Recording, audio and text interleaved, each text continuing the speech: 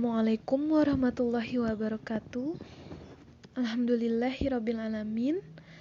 Mari kita panjatkan puji syukur kehadirat Allah Subhanahu wa Ta'ala yang telah melimpahkan begitu banyak kenikmatan sehingga saya bisa memberikan satuan acara penyuluhan dan edukasi kali ini.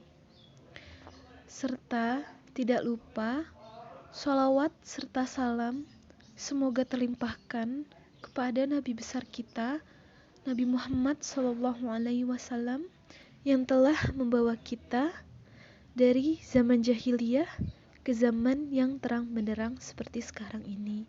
Juga kepada keluarganya dan sanak saudaranya, serta para sahabatnya dan juga para pengikutnya. Dan semoga kita semua mendapat syafaatnya di hari kiamat nanti. Perkenalkan, nama saya Fatona Umihani dari kelas 5I. Di sini saya akan memberikan pendidikan dan edukasi tentang apa itu penyakit diabetes mellitus. Assalamualaikum warahmatullahi wabarakatuh. Nama saya Fatona Umihani. Di sini saya akan memberikan edukasi dan pendidikan gizi tentang penyakit diabetes mellitus. Di sini ada slide, bisa dibaca. Jadi pertama-tama di sini saya akan menjelaskan tentang apa itu diabetes mellitus. Lalu menjelaskan apa saja faktor penyebab terjadinya diabetes, terus bagaimana gejala yang timbul, lalu bagaimana diagnosis seseorang bisa dikatakan diabetes mellitus, dan menjelaskan pencegahan penyakit diabetes mellitus.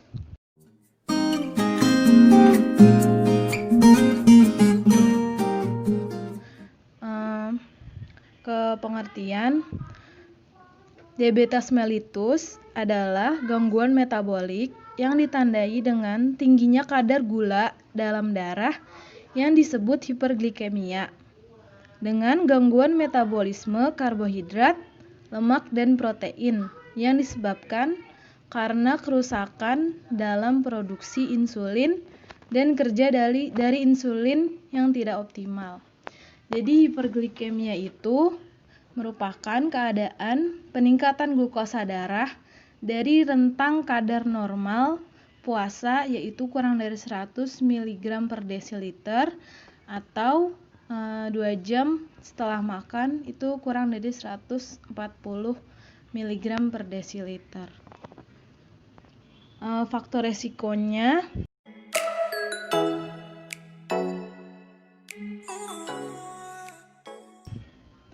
apa aja? Itu ada obesitas, bahwa terdapat hubungan antara obesitas dengan kadar glukosa darah pada derajat kegemukan dengan IMT lebih dari 23. Itu dapat menyebabkan peningkatan kadar glukosa dalam darah. Terus ada hipertensi.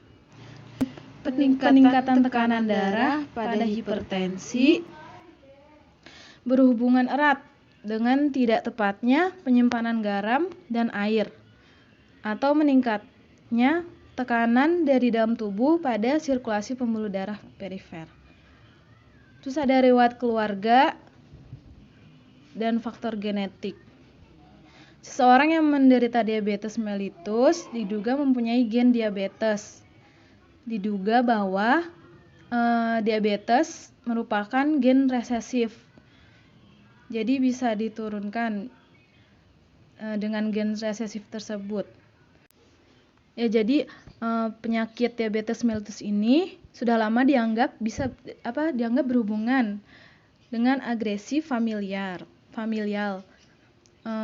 Resiko terjadinya diabetes mellitus tipe 2 ini akan meningkat 2 kali lipat sampai 6 kali lipat jika orang tua atau saudara kandung mengalami penyakit diabetes mellitus ini. Terus ada faktor resiko lainnya, itu ada dislipidemia. Dislipidemia itu adalah keadaan yang ditandai dengan kenaikan kadar lemak darah atau trigliserida yang lebih dari 250 mg per desiliter. Terdapat hubungan antara kenaikan plasma insulin dengan rendahnya HDL. Rendahnya HDL yang kurang dari 35 mg per desiliter. Jadi rendahnya HDL itu bisa sering didapati gitu pada pasien diabetes. Terus faktor resiko selanjutnya itu ada umur. Umur berdasarkan penelitian, usia yang terbanyak terkena diabetes mellitus itu di atas 45 tahun. Faktor resiko selanjutnya itu ada alkohol dan rokok. Jadi konsumsi alkohol dan rokok itu bisa berperan juga dalam peningkatan resiko penyakit diabetes mellitus tipe 2 ini. Alkohol akan mengganggu metabolisme gula darah, terutama pada penderita diabetes mellitus, sehingga akan mempersulit regulasi gula darah dan meningkatkan tekanan darah. Regulasi gula darah itu adalah keadaan homeostatis di dalam tubuh. Jadi biar gula darah di dalam tubuh tuh tetap seimbang gitu, normal. Jadi dia bisa mempersulit keadaan regulasi dalam darah. Terus faktor lain yang terkait dengan risiko diabetes adalah penderita polycystic ovary syndrome atau PCOS, penderita sindrom metabolik yang memiliki riwayat toleransi glukosa terganggu atau TGT, terus ada glukosa darah puasa terganggu atau GDPT. Lalu risiko lainnya yaitu yang memiliki riwayat penyakit kardiovaskuler seperti stroke, penyakit jantung koroner, atau peripheral arterial disease atau PAD. Konsumsi alkohol, faktor stres, kebiasaan merokok, konsumsi kopi dan kafein juga merupakan faktor yang bisa menyebabkan diabetes mellitus. Terus di sini ada gejala klinis.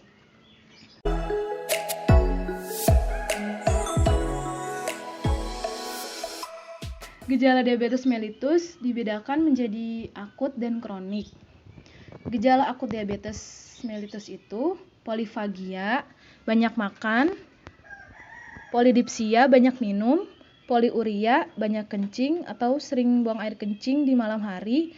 Terus dia itu nafsu makannya bertambah, namun berat badan turun dengan cepat, 5-10 kg hanya dalam waktu 2-4 minggu.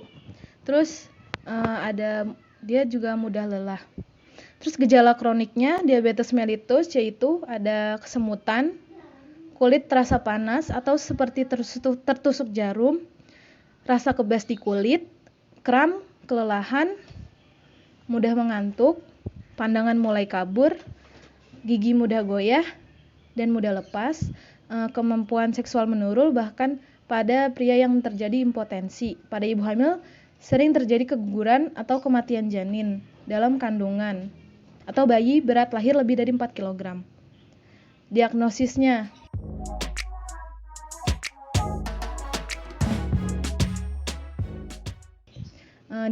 itu bisa dikenali dari keluhan-keluhan tadi yang polifagia, poliuria gitu, sering haus, sering buang air kecil. Terus gejala yang ditambah tadi ditambah dengan hasil pemeriksaan lab glukosa darah sewaktu yang lebih dari 200 mg per desiliter dan glukosa gula darah puasa lebih dari 126 mg per desiliter.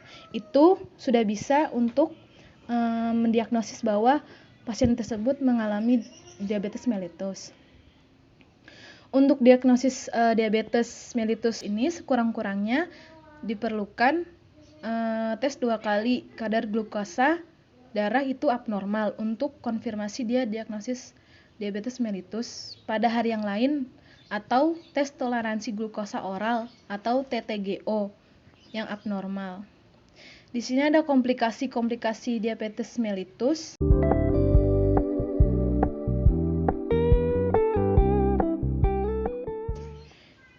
Jadi ada komplikasi akutnya yaitu hiperglikemia. Hiperglikemia adalah apabila kadar gula darah meningkat secara tiba-tiba dan dapat berkembang menjadi keadaan metabolisme yang berbahaya.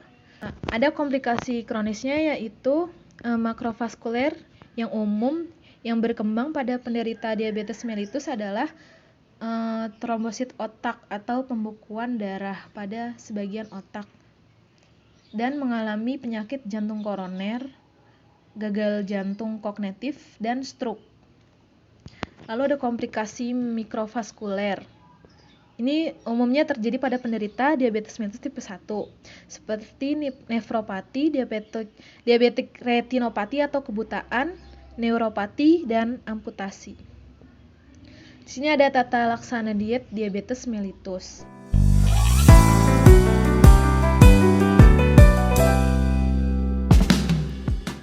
Lanjut, ada tata laksana diet diabetes mellitus.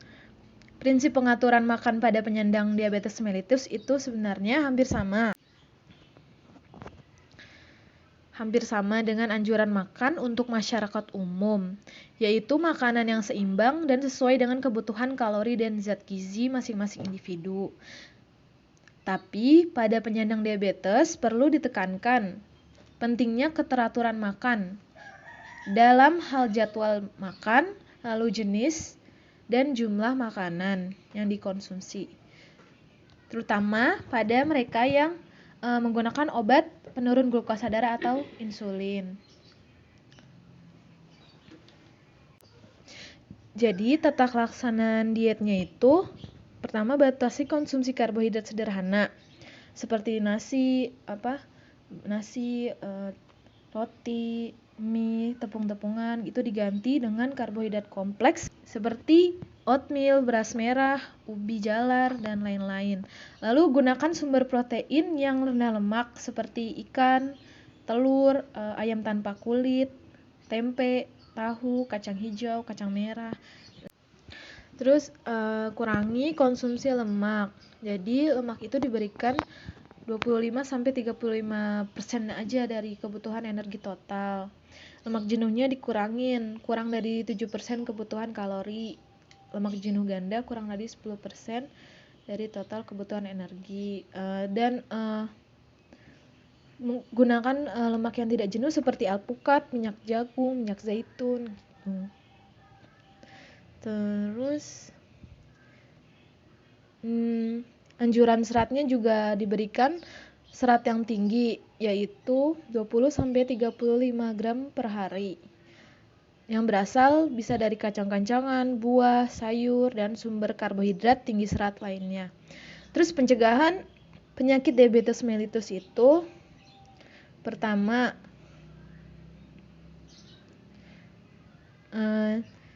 cek gula darah secara teratur. Hal ini dapat mendeteksi diabetes secara dini sehingga dapat ditangani dan dapat meminimalisir terjadinya komplikasi di kemudian hari. Biasakan pola hidup yang lebih baik dengan menjaga pola makan seperti kurangi makanan berlemak, makanan yang digoreng, yang kebarat-baratan. Terus pola hidup yang santai, kurang aktivitas, juga kurang baik untuk kesehatan. Lalu ada pencegahan primer. Jadi pencegahan primer itu adalah upaya ditunjukkan pada orang-orang yang termasuk pada kelompok resiko tertinggi untuk mengalami diabetes mellitus. Jadi itu ada apa aja? Ada tadi kelompok usia tua di atas 45 tahun, kegemukan, tekanan darah tinggi atau hipertensi, terus dia yang punya riwayat keluarga diabetes mellitus, lalu ada riwayat kehamilan dengan berat badan bayi lahir lebih dari 4 kg. Terus ada dislipidemia atau penumpukan lemak tadi yang HVL-nya itu kurang dari 35 mg per desiliter dan trigliseridanya lebih dari 250 gram per desiliter. Terus pernah TGT atau glukosa darah puasa terganggu atau GDPT. Pencegahan sekundernya yaitu orang yang sudah mengalami diabetes mellitus bisa mencegah atau menghambat timbulnya penyakit-penyakit atau penyulit dengan memberikan pengobatan sejak awal. Lalu pencegahan tersiernya adalah upaya mencegah terjadinya kecacatan lebih lanjut dan merehabilitasi pasien sedini mungkin sebelum kecacatan tersebut lebih parah atau menetap. Pencegahan lainnya yaitu dapat menjaga berat badan tetap normal, yaitu dengan memantau berat badan secara rutin dengan pengukuran IMT-nya. Terus jaga pola makan. Konsumsi makanan yang sehat dan pola makan yang baik. Jangan konsumsi yang banyak mengandung gula, lemak, dan batasi garam juga. Demikian penjelasan pendidikan gizi tentang penyakit diabetes mellitus ini. Apa ada yang mau ditanyakan atau kurang jelas?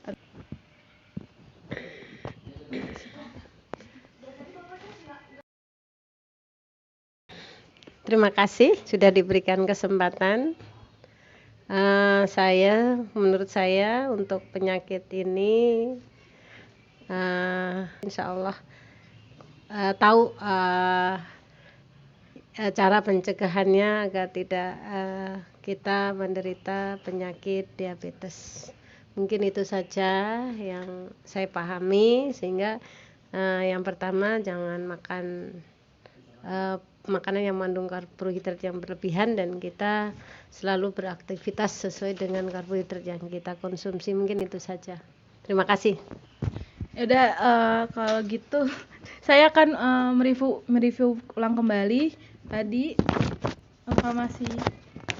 Takutnya masih kurang jelas. Jadi tadi diabetes mellitus itu apa? Diabetes mellitus itu bisa dijelaskan kembali nggak? Bagaimana penangkapan ibu tadi gimana? Ya, gangguan yang ada pada diri manusia atau tubuh kita karena kadar gula darah kita tinggi, itu saja yang saya tahu. Terima kasih. Nah, tadi faktor resikonya kira-kira apa tuh yang menyebabkan bisa terjadinya diabetes mellitus gitu? Faktor resikonya ya kegemukan, terus jantung juga bisa terkena, mungkin darah tinggi juga bisa, begitu mungkin yang saya tahu seperti itu. Terus tadi tanda dan gejala, tanda-tanda orang mengalami diabetes mellitus itu gimana, kayak apa gitu, apa yang dirasa? Biasanya lemas, ya itu selalu tuh kalau yang, terus cepat haus, sering kencing di tengah malam, apa lagi ya, mungkin sering kesemutan gitu, dan mudah lelah. Mungkin itu saja. Ya, betul.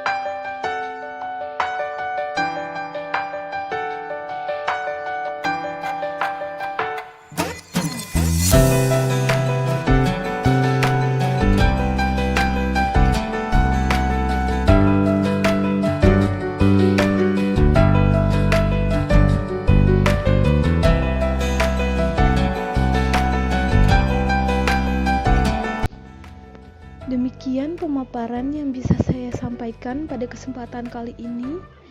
Mohon maaf bila masih banyak ada salah. Wabillahi taufiq wal hidayah. Wassalamualaikum warahmatullahi wabarakatuh.